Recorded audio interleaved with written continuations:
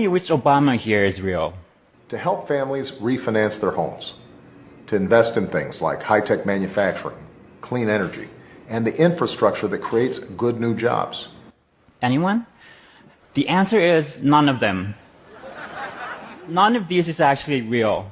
My inspiration for this work was a project meant to preserve our last chance for learning about Holocaust from the survivors. It allows you to have interactive conversations with a hologram of a real Holocaust survivor. How did you survive the Holocaust? How did I survive? I survived, I believe, because Providence watched over me. These answers were pre-recorded in a studio, yet the effect is astounding. You feel so connected to his story and to him as a person. So I saw this and began to wonder, can we create a model like this for anyone?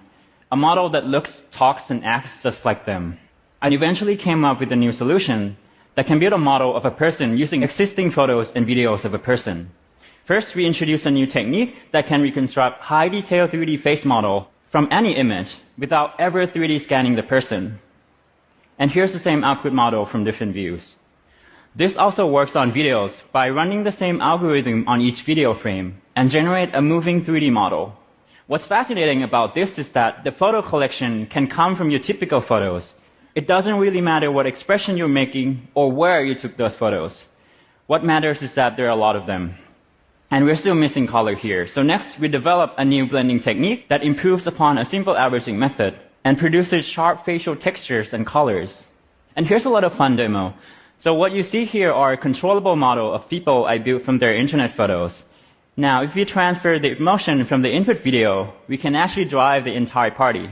It's a very difficult bill to pass because there's a lot of moving parts, and the legislative process can be ugly.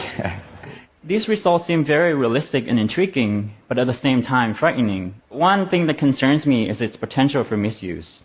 People have been thinking about this problem for a long time, since the days when Photoshop first hit the market. As a researcher, I'm also working on countermeasure technology, and I'm part of an ongoing effort at AI Foundation, which uses a combination of machine learning and human moderators to detect fake images and videos, fighting against my own work.